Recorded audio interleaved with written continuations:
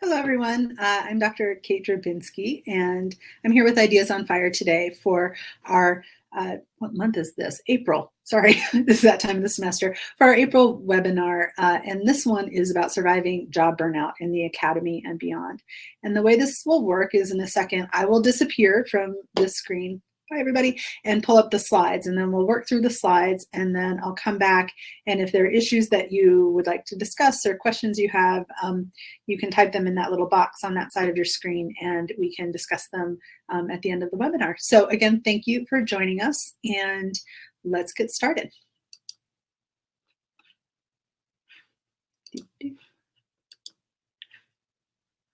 If it lets me.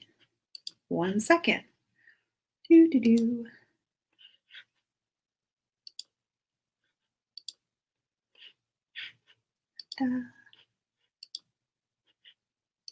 Okay, and here we go. All right, so again, this webinar is called Surviving Job Burnout in the Academy and Beyond, and we thought this was a good idea as a webinar and to maybe start a discussion about how we deal with the burnout that is almost inevitable in our jobs, no matter what they are. So today we're going to talk first about recognizing burnout. There was a really interesting article in the Times just this weekend about the way that burnout is at almost epidemic levels. But we'll talk about how to recognize burnout. And then we'll move into sort of ways to deal with it. So we'll start by talking about how to assess the situation, how to figure out what's causing the burnout. And then we have some ideas for ways to deal with it. How to take a break, how to lower standards, which I think is really hard for a lot of us, how to reassign tasks, build support networks, and then finally, how to be willing to change things in your life in a really radical way. And we also have some further resources from Ideas on Fire that we thought you might find helpful. All right, so let's get started. So I think that we recognize there are lots of ways to recognize burnout, and we often call it stress, but sometimes it's actually burnout, like we just don't feel like continuing to do it. So I want to talk a little bit about both short-term burnout and long-term burnout, because that has an effect on what we imagine changing in our present so we can have a different kind of future. So short-term burnout, I think, is you can recognize by that resistance that settles in to work that you have to do, like knowing that it'll only take an hour to grade these response papers, but you just don't want to do it. And so you just sort of refuse, that resistance that settles in. Also, I think a sense of a lack of pleasure or even interest in parts of your job that ordinarily you really enjoy. Like for me, I know burnout is hitting when I really dread teaching. I love teaching. It's my favorite thing to do. So when I don't want to do it, I know something's wrong. Also, those feelings of overwhelm. Like there are times when I'm burnt out that just receiving an email with a request for a meeting or something feels like a threat. Everything feels so overwhelming, even when in a different state of mind, I know that it's not. And then finally, a classic sign of burnout is just total exhaustion, even when you don't necessarily need to be exhausted in that way. So those are some signs of short-term burnout. But when you're thinking about those feelings, I think it's important to think about also, is this a long-term problem? Am I burnout and I just need summer away from teaching to get back into things, or is there something else happening? So when you're thinking about how you feel and sort of assessing your level of burned outedness, think about how long you felt this way. Is this a long-term problem? And then one way to think about this is, when do you feel revived or refreshed? Is there ever a time that you do? Or does it feel like this constant state, and has it for a while? When I say a while, it sort of depends on what your timing is. For me, if I feel some way for longer than a few months, I start to get concerned and want to think about what I'm doing. And then another question to think about is, how do you imagine the future, and how long you've been imagining it like this? And what I mean by this is that sometimes we imagine a certain kind of future, which is this tenure line job, or I'm going to adjunct until I find a job that pays me to teach full time, or this is this is my future. A lot of us started graduate school when we were pretty young, and a lot of us started because we were always good at school. We want to keep being good at school. And it's hard to imagine a different kind of future when that's where our mind has been for 10, 20 years, right? It can make it really hard to imagine a different kind of future. But when you're talking about burnout, sometimes it gets to the point where you have to be willing to to totally change something about your life. And that is the scariest and hardest thing to do. But we'll talk a little bit about that. Most of the time, that's not what we need to do. Most of the time, we need to take a break or cut ourselves some slack and find space. But sometimes we need to make a real radical change. So we'll talk a little bit about that in a minute. All right.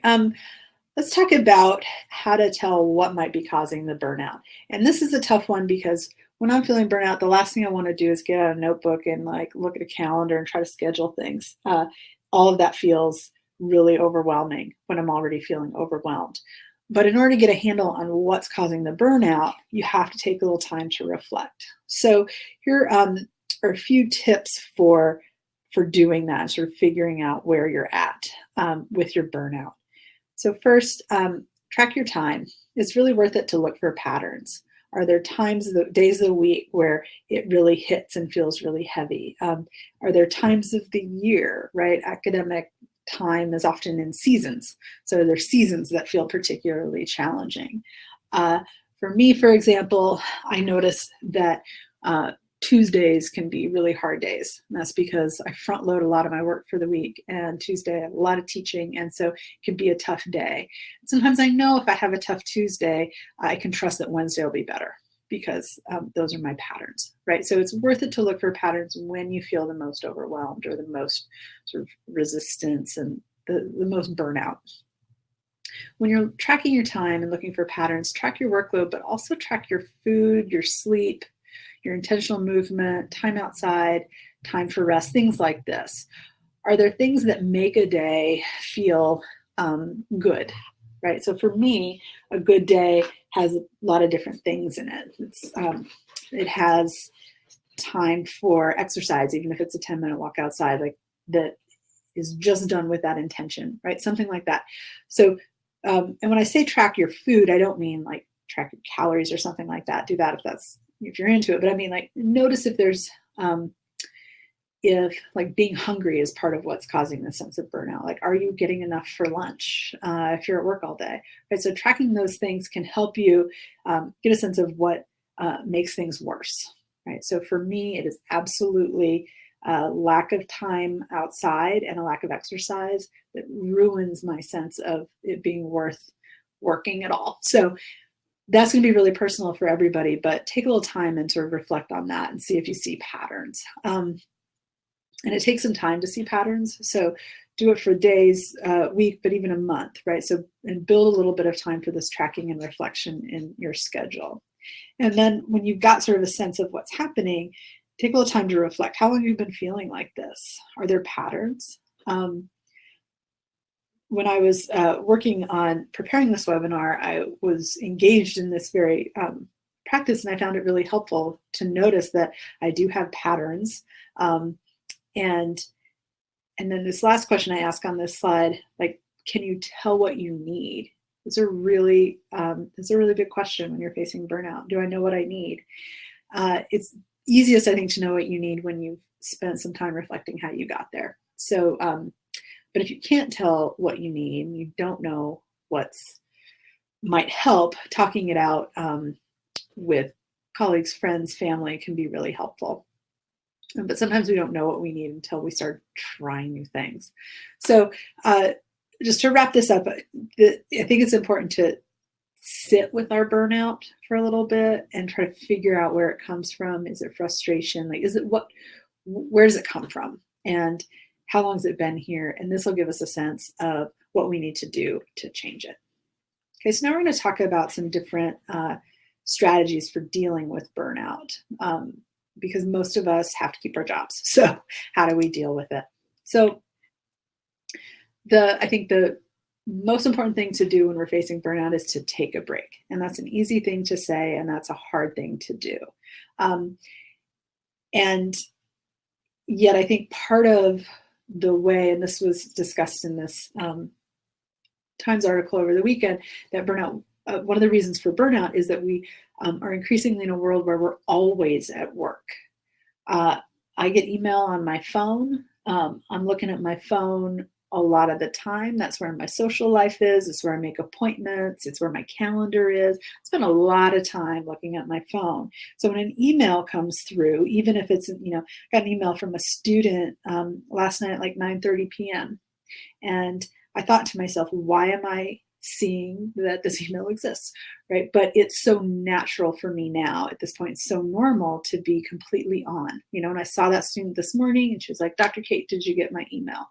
So part of burnout comes from always being at work.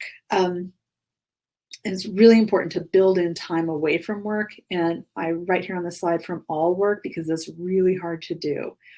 Turn off the email notifications on your phone. The emails will still be there, right? You don't have to answer them immediately. Figure out ways to take the work that's happening outside of work hours and save it for those hours. I say here, schedule boredom, because if you can, if you're so busy you don't have time to take a break, put in 30 minutes where, you agree to just be bored, right? You're like, okay, this period of time, I'm going to take a 10-minute walk outside of my office, or I'm going to stare mindlessly at my phone and feed my Miko Tsume cats or something like that. Schedule in time for boredom. It's as important as your work life, right? Because it's the break that gives you the space to let the rest of your life come in. And then ask yourself if you can take a longer break. And I think this is really hard for academics and activists to do, to actually take a serious break. Can you take a day where you don't do anything? Can you look at your calendar, find that day, leave it empty? That's a day off, right? That can give you something to look forward to. And it can also allow you to take time off without worrying about what you should be doing, right? So often I will find that I have stared at my phone in a meaningless way for an hour and a half. And I'll be like, where did the time go? If I had scheduled that time, like, okay, I'm not going to do anything for an hour and a half, that feels better. And it gives me some of the space I need to avoid burnout. Another thing to consider is changing the way you think about your work life so that you can take weekends off. I did this a few years ago, and it was really transformative. Sometimes I do a little work on weekends, but on the whole, I take the whole weekend off. And I think about all the people who have died for the right to the weekend, and I honor that. I put that on my syllabi, that I don't respond to emails over the weekend because of that. And I think it can be really valuable to just take weekends off. And if you can take a week or even the summer off, that can be amazing. Most of us can't do that. And even when we're taking the summer quote off, most of us are still working. We're researching, we're writing, we're planning, we're doing other things. But if you can build in some off time, that's part of maintaining the ability to do your job at all. So it's really important. So that's sort of the long term, but then also every day, I think it's important to find moments to actually take a break and to actually do nothing. And that can be one way to sort of to treat burnout, right? To sort of build in intentional time and space. So that can be really important to treat burnout, but also keep burnout from returning. Here's my next sort of strategy for dealing with burnout. Lower your standards. This is, again, something that's hard for a lot of A students who turn into professors to do, but seriously, you do not have to get an A in everything. I was first told that when I started my current job and I was at a new faculty orientation, and I thought, thank you for that reminder. I don't have to get an A in everything. I don't have to be the best teacher. I don't have to get the papers back first. I don't have to get an A in everything. Now, this is really personal because you've got to look at what the requirements are for keeping your job. And if that's something you're interested in doing, you got to do those things well enough. But most of us are far exceeding what we need to do, right? So you don't have to get an A in everything. So figure out what you can get a C in, right? So the way you figure that out, right, is to look at your priorities, and they're really personal, or your priorities that get that book proposal done in the next 3 months. Is it the priority to get some new engaged teaching project off the ground, right? It sort of depends, but think about what your priorities are, and then think about what can wait. So that might be, so maybe, if you're used to always making a brand new version of a class that you teach, maybe you just repeat the class you taught last semester. Just change the dates on the syllabus, go with it, right? That's the kind of thing that can save an incredible amount of time, and it frees up time so that you can do nothing, right? Or you can ride your bicycle, or you can learn to knit, or you can take a pottery class. Like, you can do something else, right? That reminds you that there's more to life than your job. So figure out what can wait and what doesn't need your full attention. And think about those questions in relation to research, teaching, and service if you're an academic.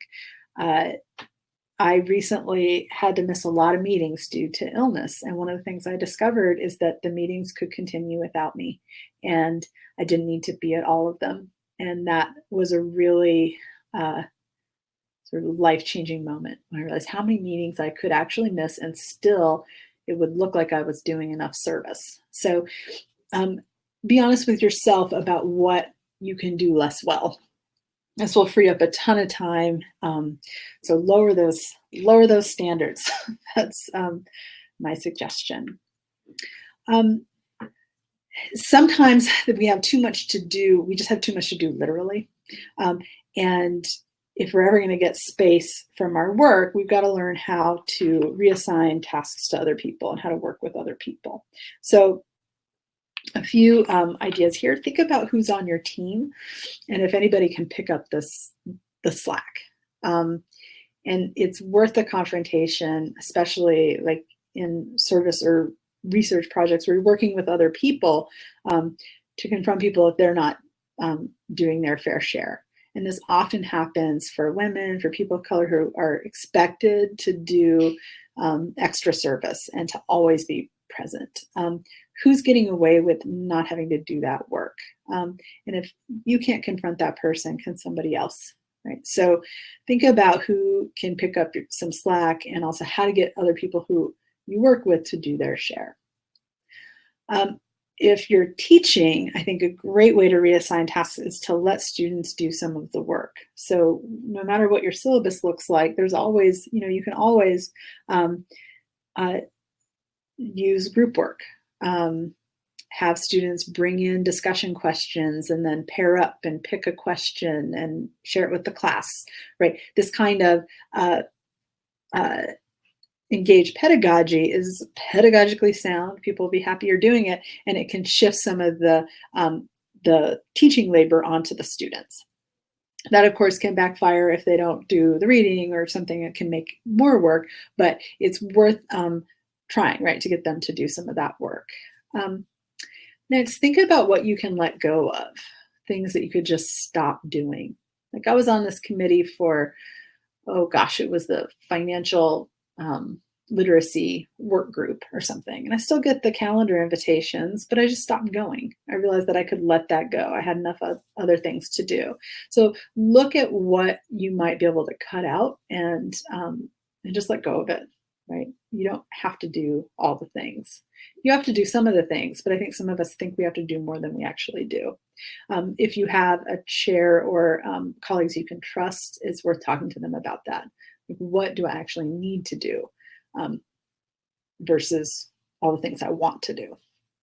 And then finally, one of the things that leads to a lot of burnout, I think, is combining our labor with our other labor, right, with reproductive labor. I know that for me, when I work a full day, coming home and caring for the people I care for, and cooking and grocery shopping and laundry and the reproductive labor gets to be a lot. So if you can find ways to share that reproductive labor, that's really helpful. So if you've got some colleagues who are in a similar situation and everybody makes a big batch of whatever, and then you swap meals, leave them in the office kitchen, right? You've shared some reproductive labor, and it frees up some time and space. So think creatively about how you can cut back on what you do and also get other people to do some stuff for you. I think it can be really, really helpful. The next thing I think is important to do is to build support networks and realize that you're not alone. We are all burned out. Everybody feels stretched too thin. And lots of us are reaching points where we're like, what's the point of this? And I think that comes from burnout, and it also comes from living in a complicated world. So figure out if there are people, find some people you can trust to talk about this stuff regularly with. For example, at my institution, there's a women's faculty network, and they're a group of women who get together regularly over pizza or beer or something, just to talk about, like, well, what do we do with our careers now? Or how do we resist the calls for extra labor, right? So build those support networks, and sometimes they're formal and like a faculty network, but they're usually informal, right? And as I say here, friendship is magic. Like, find those friends you can really talk to about it. Often that support network isn't sufficient, especially when we're all living under similar stressors. So professional help, if you have the time and resources, is really worth it. So just another plug for therapy here in another webinar. And then make support part of your everyday. I think sometimes we go to our friends when we're in a crisis, but we forget that we can talk to people, to our colleagues and our peers and our friends every day about sort of what's going on. And that can make us feel less alone in our sense of overwhelm. Sometimes as working in the academy, I realize we're just so siloed, and so many of us are working completely alone, and it doesn't have to be that way. I find when I actually talk honestly with my peers about what's happening, it can be really helpful. Of course, campus and department politics don't always sometimes mean that those conversations can be dangerous. So of course, keep that in mind, but find a support network you can talk with every day. And then sort of the final thing is that sometimes we have to be willing to radically change our lives. If you've got persistent burnout over months or even years, it might indicate that you need a real change, that this isn't a life that works for you anymore. And that's such a hard thing to say, but it's something that happens. So in those reflective moments, think about your long-term goals, not just in your career, but in the rest of your life. What do you want your life to look like? What kind of stories do you want to be able to tell? What do you want to have kids? Do you want to travel? Do you want to focus your energy in activism? Like, what is it that you sort of want in the rest of your life? And then when you've got a sense of that, what are changes you can make to build toward a different future? And that doesn't mean that you quit your job because you're tired, but it does mean, like, if I'm interested, for example, in making activism a bigger part of my everyday, right? Maybe I start organizing my teaching around activist projects that I get my students engaged in and start making connections that way. Maybe I spend less, maybe I phone it in the classroom a little bit and start spending more of my time doing the organizing work that I already do, right? So thinking about changes that you can make in your present that lead towards a different future allows you to actually imagine a radical change, and it also will make your present day feel more intentional. And I think that that's a good way to sort of treat burnout. And just remember that you can radically change your life. And that's easy to forget, especially when we're trained to be so grateful for any little dregs of anything that we can get from our workplaces. But we can actually radically change our lives. I used to smoke cigarettes and now I don't. That's when I learned that, yes, you can radically change. So I wanted to end the webinar by talking about some further resources we have at Ideas on Fire that you might find helpful. We have a blog post about embracing academy seasons and the moods that go with them, because burnout is definitely, for a lot of us, a seasonal thing, right? That after spring break feel of like, I can't believe I'm still doing this and I've still got so much time of doing this ahead of me. So learning to sort of embrace those seasons and the moods can help with burnout in terms of helping us lose our resistance a little bit. Also, we have a link to a blog post about mindfulness in the academy, and it can be a really helpful technique to manage burnout, because burnout is often about, oh God, I have to do this forever. Mindfulness is about, where am I right this second, and where's my breath? And that can be a really helpful way to sort of recenter and recommit to being present rather than living the anxiety of the future. We also have a webinar about curiosity and using curiosity and how to recharge it to get excited about your research again. A lot of times burnout comes from being bored with what we're doing.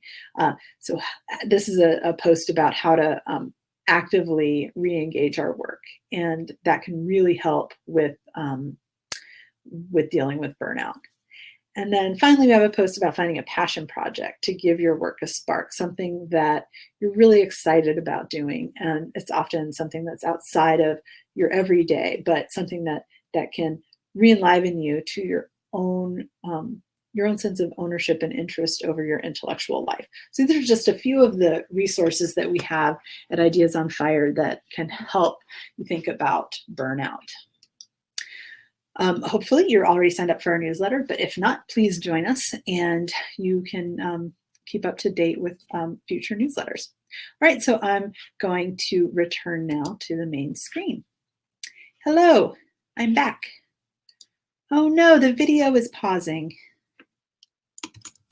Is the video still pausing? I'm not sure why that is. Anyway, hi, I'm back. Anybody have any tips that they might want to share, things that they do when they're dealing with these inevitable feelings of burnout and, oh God, don't make me grade another paper?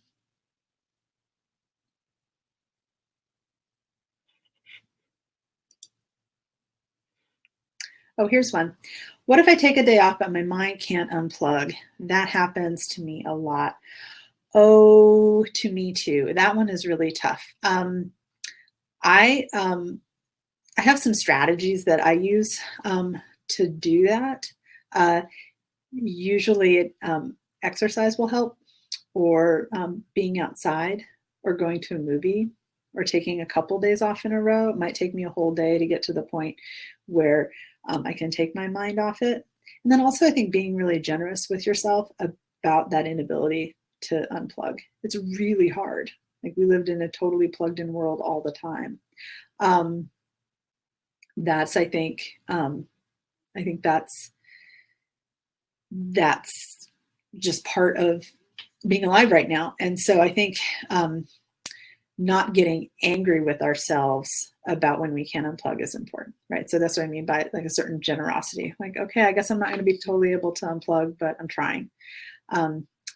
Mindfulness has also really helped me with that. What radical changes can I do if theoretically I'm doing everything that will get me to my ideal future? I'm a 3-year PhD student and I used to love my research. I can't stand it anymore, but I don't see me doing anything else. I think this is an extremely challenging spot to be in. And it's a spot that I remember being in my graduate program.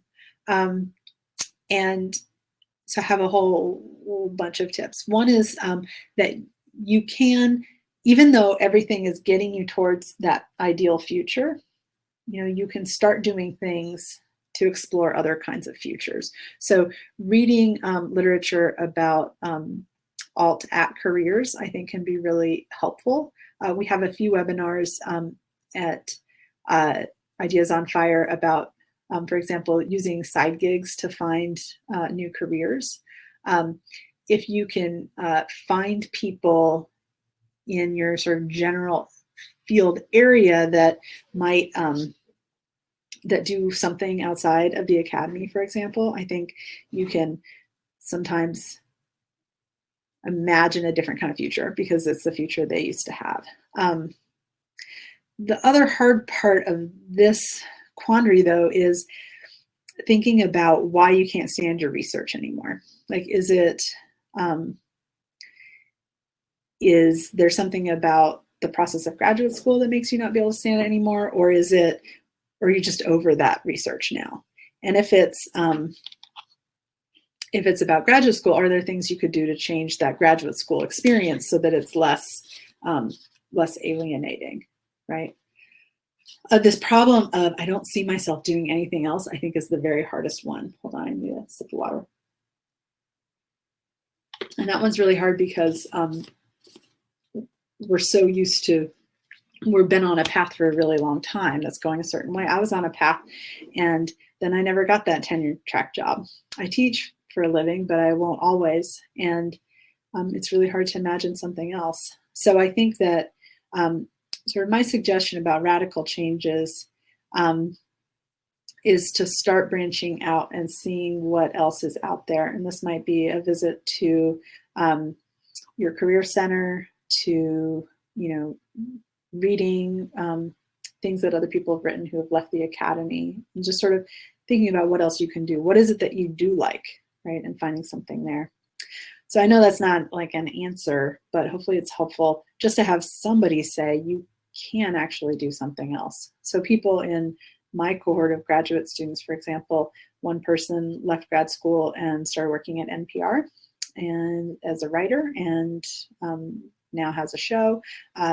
Another colleague from grad school left and teaches high school. Others left and did just radically different things. We're just completely outside the academy. So there are other things you can do, and it's sort of about being open to brainstorming that. Any other thoughts today?